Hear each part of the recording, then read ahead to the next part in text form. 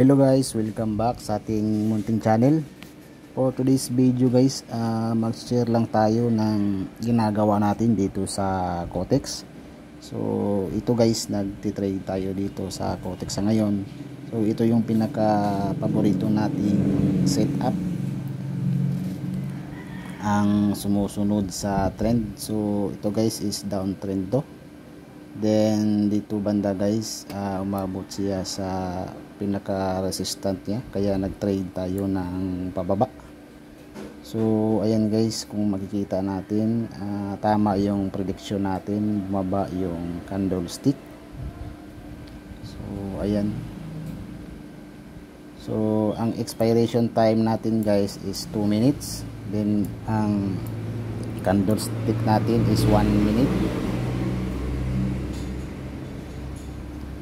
So ayan guys, so hindi pa tayo nakapag-record ng magandang video kasi nasira yung laptop natin.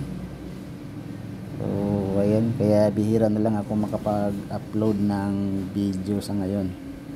Medyo busy rin kasi sa ibang pinagkikitaan natin.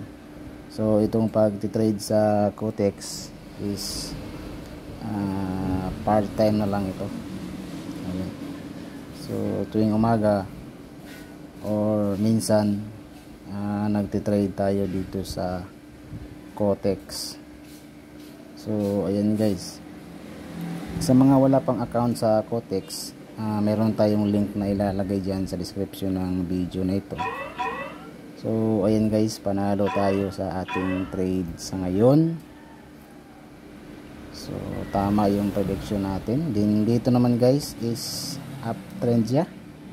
So dito tayo guys madalas nagtitrade, sumasabay tayo sa trend ng market. Tapos wala na tayong ibang strategy. Titingnan na lang natin ang support and resistance niya. So ayan guys, lumampas siya sa pinaka resistant niya, kaya nagtrade tayo ng pa-up.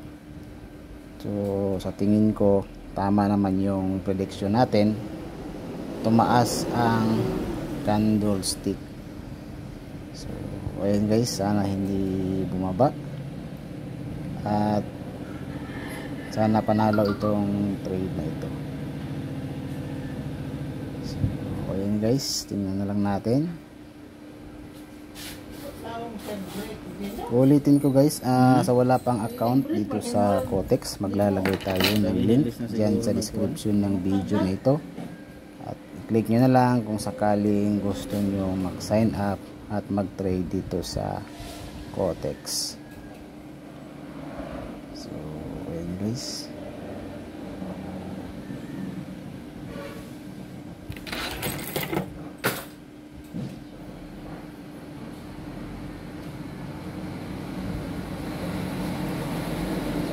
guys, puro green na ang candlestick at sa tingin ko tama ang prediction natin at panalo tayo sa trade na ito. Yung expiration time natin dito is 2 minutes, then yung candlestick is 1 minute. So ayan guys, panalo na tayo.